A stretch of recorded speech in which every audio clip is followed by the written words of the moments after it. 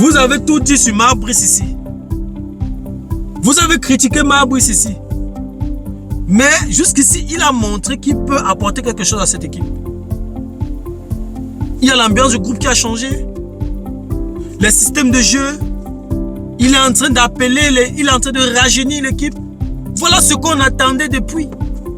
Il fallait donc un coach courageux qui soit capable, voilà, d'être responsable de ce qu'il dit.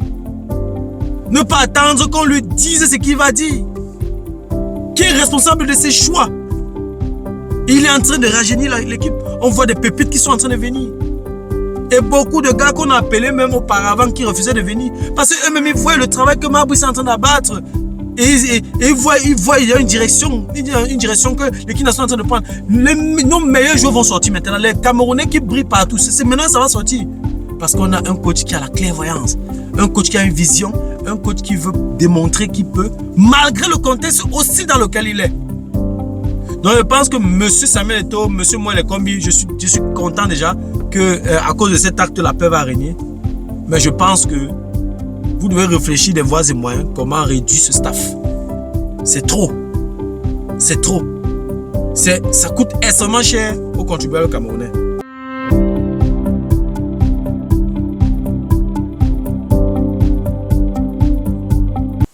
Salut à toi et merci encore une fois de plus avoir cliqué sur ma vidéo. C'est ta première fois de passer par ici. Je m'appelle Fabrice Zopop. Dans cette chaîne, je parle de deux thèmes. Je parle des faits de société, je parle également de sport. Voilà, si ces deux thématiques tellement intéressantes t'intéresse, abonne-toi tout simplement à cette chaîne pour ne manquer aucune vidéo. Et si en plus de ça, tu actives la cloche de notification, alors tu recevras de manière automatique une notification lorsqu'une nouvelle vidéo sera publiée. Voilà, si entre-temps tu as des questions, des remarques, des suggestions, des critiques ou alors des propositions d'amélioration, n'hésite pas à m'écrire en commentaire. Oui, mais ne m'insulte pas beaucoup, sois un peu courtois dans les commentaires parce que ces derniers temps, c'est surtout quand j'ai abordé les thématiques sur Philippe Simo, sur Samuel Eto'o et tout, je reçois beaucoup d'injures. Restons courtois, restons polis. Je suis un compatriote, considérez-moi comme un compatriote qui donne son point de vue et qui essaie de dénoncer ce qu'il peut dénoncer. Et l'essentiel, en fait, c'est de trouver quelques pistes de solutions pour un meilleur vivre ensemble. Donc voilà, prenez-moi comme un compatriote, je ne suis pas un ennemi, ok? Donc voilà, comme je disais tantôt, dans la vidéo d'aujourd'hui, je vais parler du nouveau staff des Lions Indomptables du Cameroun. Oui, il y a une liste qui a été publiée, une liste de 18 membres du staff des Lions Indomptables du Cameroun. J'ai d'abord mis mes mains sur la tête, j'ai crié très fort, j'ai mis mes mains sur la tête, j'ai été étonné. Vraiment, nous sommes dans un, je ne sais pas ce qui se passe au Cameroun. En fait, quand M. Samuel Eto'o regarde une liste comme celle-là, qu'est-ce qui vient à sa tête en tant que manager? En tant que manager, lorsque tu regardes une liste de 18 personnes comme ça, tu as joué au football, tu as côtoyé les grands milieux, tu as joué dans les plus grands clubs du monde. Quand tu regardes un staff, le Cameroun est un pays très endetté, pauvre et très endetté. Vous formez une équipe, vous formez un staff avec 18 personnes. Quand M. Samuel Eto'o regarde une liste comme ça, qu'est-ce qu'il dit? Je m'adresse également à M. Moelle Kombi, le ministre des Sports. Oui, Monsieur le ministre des Sports, quand il regarde cette liste-là, qu'est-ce qui se pose comme question? Donc, je vais donner mon avis par rapport à cette liste de 18 personnes dans la vidéo d'aujourd'hui. Si tu veux en savoir plus, reste scotché. La suite, juste après le générique.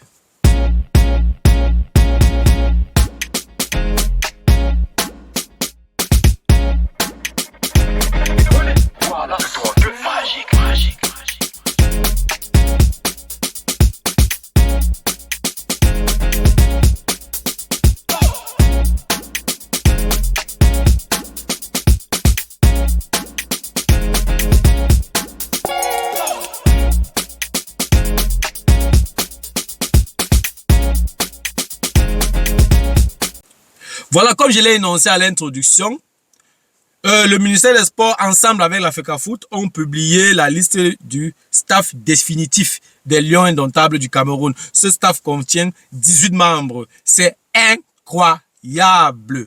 C'est-à-dire, je n'ai jamais vu ça depuis que je suis né. C'est-à-dire que c'est incroyable. Il y a une équipe, ils vont aller, je crois, avec 23 ou 24 joueurs, un truc de ce genre. 23 joueurs, 24 joueurs s'en vont jouer. Il y a 18 encadrés. En fait, il y a 18 personnes dans le staff. Ça veut dire que chaque joueur a presque un membre pour lui seul. Ça n'a aucun sens. En fait, c'est ce que j'appelle en français, c'est ce que j'appelle généralement dans mes publications, ce sont des postes budgétivores. C'est comme ça que j'appelle ça. En fait, on est en train de justifier le blanchiment d'argent. Ça veut dire que c'est incroyable. Ok, supposons que chacun a pas, je ne sais pas combien il touche. Chacun a peut-être 10 millions de salaire par mois. Je ne connais pas, je suis pas vraiment dans le secret des dieux. Je ne connais pas le salaire. 10 millions de francs CFA, ils sont 18, ça fait chaque mois 180 millions de francs CFA. C'est-à-dire qu'en 12 mois, je n'ai pas ma calculatrice, je vais y aller rapidement calculer, mais on va faire simple, 18 millions de francs CFA, 180 millions de francs CFA pour les 18 membres, multiplié par 12 mois, multiplié d'abord par 10, on est à 180, on est à 1 milliard 800 millions, c'est ça? Oui, et après, oui. J'ai dit, oui, multiplié par 12, oui, par 10, d'abord on a 1 million 800 millions, et maintenant plus 360 millions, on est à 2 milliards 2 milliards 200 millions à peu près. Voilà ce que le gouvernement camerounais, comme j'ai dit, vraiment, j'ai calculé avec 10 millions de francs CFA par membre. Il y a certains qui touchent plus, il y a certains qui touchent moins. Vraiment, je ne suis pas entré vraiment dans tous les détails. Je ne connais pas exactement combien on les paye, vraiment. Donc, si je me suis trompé, si tu regardes ma vidéo, écris juste en commentaire. Voilà, moi je suis honnête dans ce sens. Quand je connais, je dis que je connais. Quand je ne connais pas, je dis que je ne connais pas. Je suis honnête dans ce sens. On apprend tous les jours. Voilà. Donc j'étais en train de dire que nous sommes autour de 2 milliards de francs CFA. Si je tiens compte le fait que chaque mois, chaque membre de ce staff gagne 10 millions de francs CFA. Je pose donc la question. On dépend de 2,2 milliards par an pour payer ce staff-là. Finalement, qui paie? Oui, le staff, le ministère des Sports et la FECAFOOT se sont entendus, se sont mis d'accord pour ce staff-là. Finalement, qui paie? C'est encore le pauvre peuple camerounais, les pauvres, le pauvre contribuable camerounais qui va encore passer à la caisse. Ils ne prennent pas l'argent là de leur poche. Ils prennent ça dans les caisses, dans nos caisses. Et dans ces caisses-là qui les remplissent, c'est toi, c'est moi, c'est tous les Camerounais qui sortent chaque matin à 5 heures pour aller se battre. Les Baye Salam, les moto-taximens, les taximens, les pousseurs, les porteurs, les agents de la Sonel, les banquiers, et les vendeuses, les commerçants. Tout le monde paie les impôts. Et on prend cet argent pour financer le football. Je pense que dans un pays pauvre et très endetté, 2,2 milliards de francs CFA pour payer le staff technique, c'est énorme. Je crois que le gouvernement camerounais ou alors le ministère des Sports, ça doit d'abord faire un tic dans la tête. Je ne comprends pas. Je ne comprends pas. Qu'est-ce que l'équipe nationale du Cameroun peut faire avec 18 membres du staff? Donc on veut me dire que, ok, on va faire simple. Je vais emprunter les propos de M. Blériot Niemek de... comment on appelle la chaîne oh, j'oublie la chaîne là. En tout cas, ceux qui suivent l'actualité au pays savent de quelle chaîne je parle. Où M. Parfait ici voilà, est le directeur général.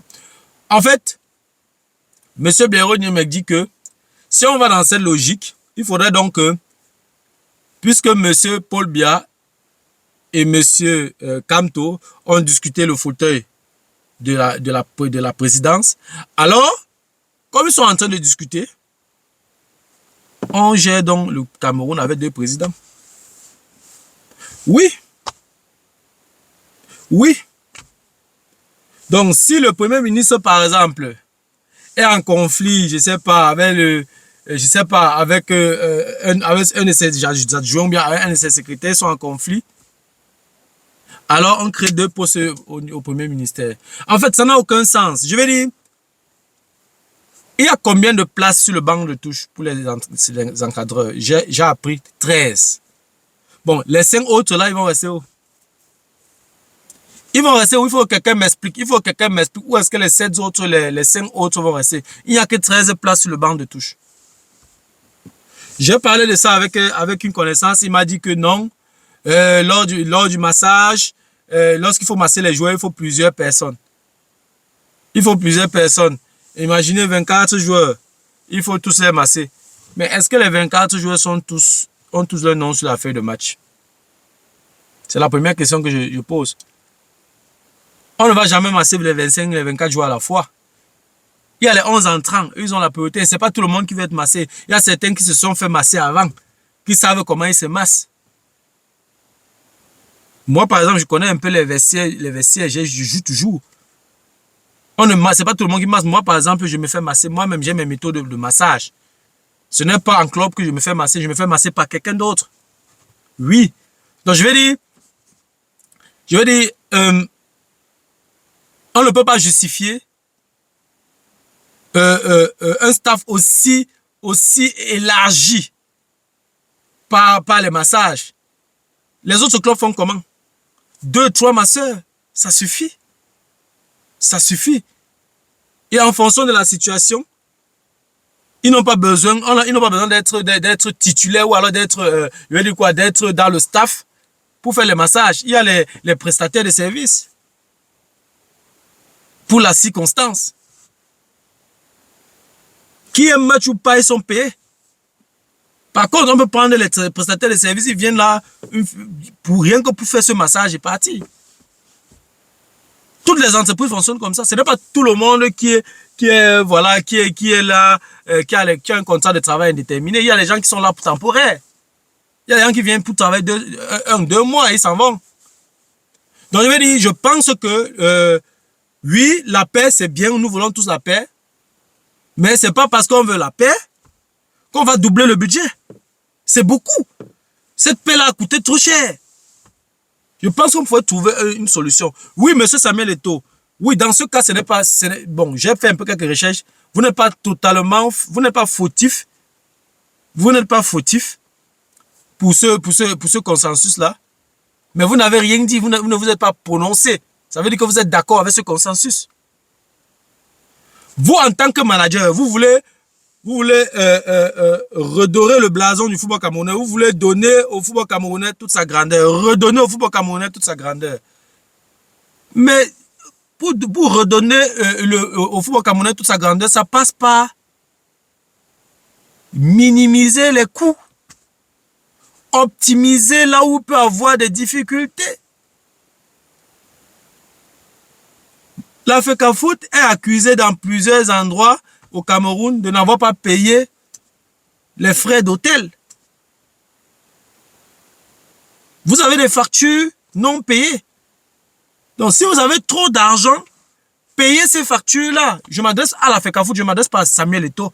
Parce que Samuel Eto'o, c'est le président de la FECAFOOT. Ce que je dis, c'est je m'adresse à la FECAFOOT. Payez vos factures. Payez vos factures. Oui, il faut le dire. Vous ne pouvez pas. Vous êtes président de la FECAFOOT. On sort une liste de 18 personnes et vous êtes là, vous ne dites rien. Vous êtes d'accord. Pour vous, le plus important, c'est que tout le staff que vous avez choisi, que ce staff soit présent. Même si le ministère avait encore pris 50 personnes à ajouter dans cette liste-là, vous devez être d'accord. Le plus important, c'est que votre staff que vous avez choisi soit dans cette liste. Ça n'a aucun sens. Vous êtes là pour le bien du football camerounais. Mais ça là, 18 membres là dans le staff, ça détruit le football camerounais. Ça va à l'encontre d'un de vos chevaux de bataille. D'un de vos chevaux de bataille, autant pour moi. Donc normalement, j'aurais attendu que vous dénonciez cette liste-là. Et tous les fans du ballon rond qui ont une mémoire bien faite, qui sont bien dans leur tête, doivent dénoncer ça. 18 membres dans un staff technique, c'est beaucoup. C'est beaucoup. Ça nous coûte trop cher. Ça nous coûte trop cher. On parle de 2,2 milliards. Ça, ce sont mes chiffres, mes calculs. Donc, celui qui a le temps et la volonté, il peut aller faire des recherches. Un forage au Cameroun, avec 2 millions de francs CFA, on a un forage. 1 milliard divisé par 2 millions. Ça fait combien? 1 milliard divisé par 2 millions. 2 millions d'abord multiplié par 5, ça fait 10 millions. Multiplié par 50, ça fait 100 millions. Et si on multiplie encore par 10, ça fait 500 forages. Si on considère que le forage est construit complètement jusqu'à utilisation, ça fait 500 forages qu'on peut construire avec cet argent-là. 500 forages.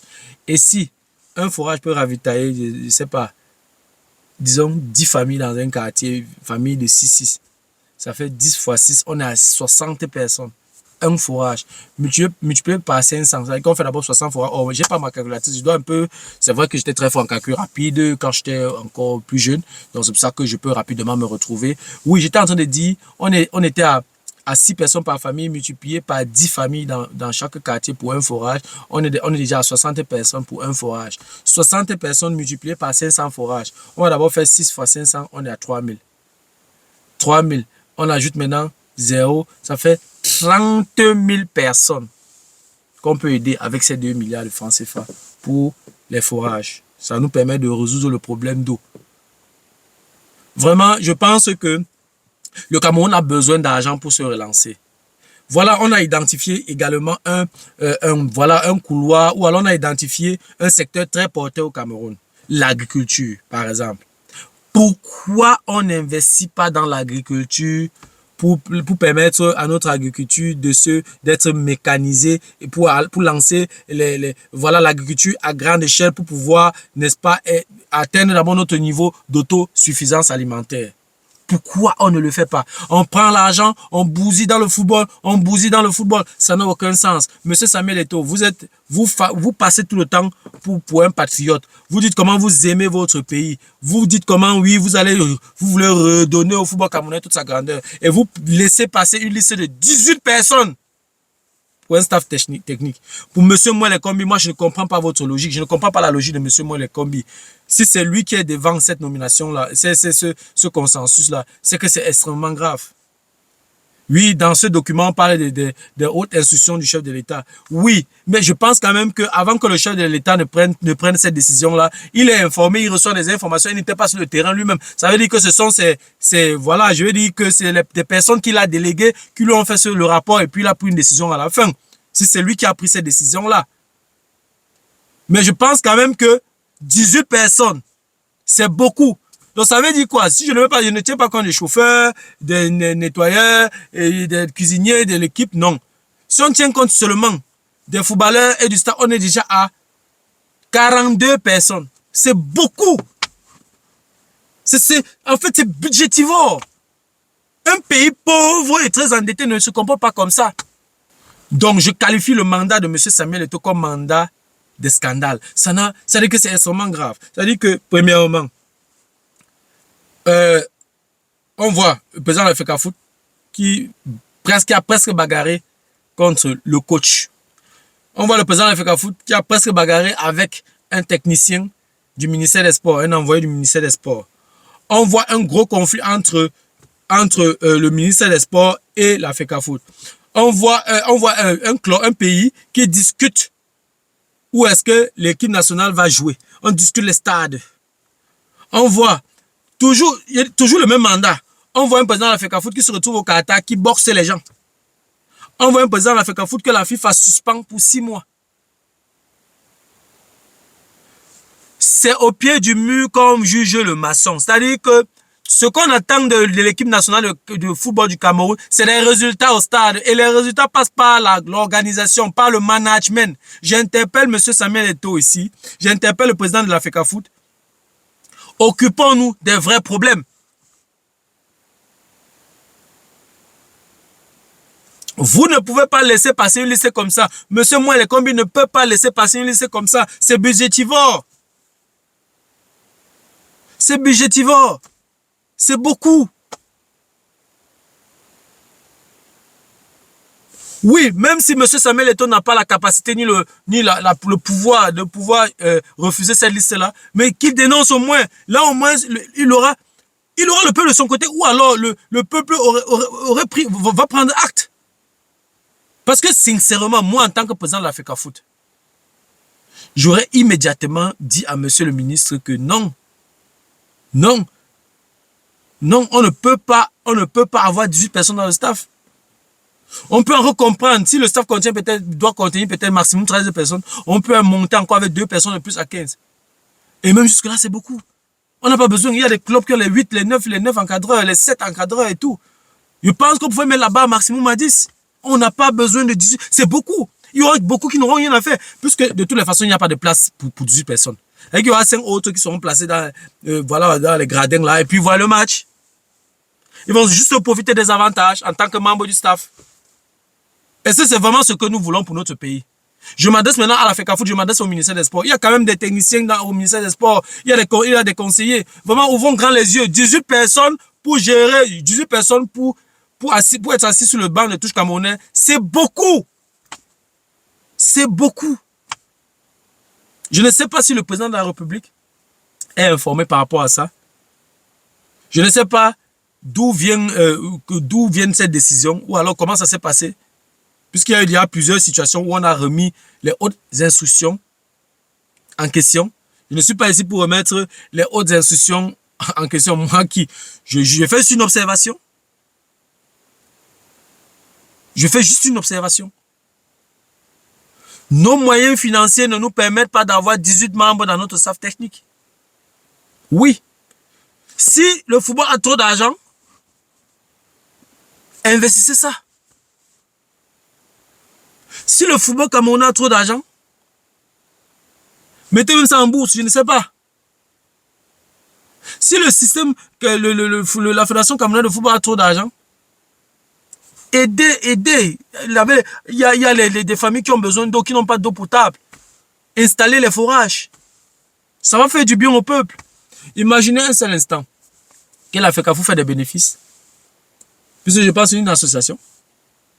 Et si elle fait des bénéfices, ou alors si elle fait beaucoup d'entrées, elle retire peut-être, je ne sais pas, 20 millions, 30 millions, 50 millions. Elle s'en va dans quelques localités du Cameroun, construire des forages. Imaginez la crédibilité qu'un tel geste pourrait apporter à la FECAFOOT. Regardez, essayons un peu d'observer. Regardons un peu. Maintenant, laissons le fanatisme de côté et parlons maintenant avec le cerveau. Essayons de raisonner maintenant. Est-ce que toi qui regardes ma vidéo, tu trouves ok, tu trouves normal, dans un pays qui est très pauvre, qui importe le cul-dent, dans un pays qui est au centre du monde, c'est-à-dire qu'en plein équateur, les jours sont égaux aux nuits. Il n'y a qu'au Cameroun que ça existe. Bon, en Afrique centrale. Nous sommes dans une zone tropicale. Tu lances 2 graines de maïs, ça pousse seul. Voilà un couloir, voilà un secteur porteur. Voilà ce qui doit attirer l'attention de nos gouvernements.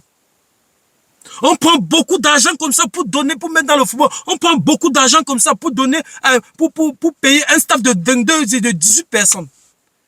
Les gars du staff peuvent jouer, peuvent aller en Coupe du Monde. Ils sont là presque suffisants pour une équipe de football. Donc en fait, on voyage comme ça, avec 2 équipes de football. Le bus a combien de places? Bon, ce sont les bus, il y a les bus de combien de places? 70 places, bon oui. Si c'est les bus de 70 places, les gros porteurs, ça va. Si c'est les simples bus là qui sont les 30 places, là, c'est foutu. Les Lions ne peuvent plus entrer dans un truc de 70 places, de 30 places. Je pense que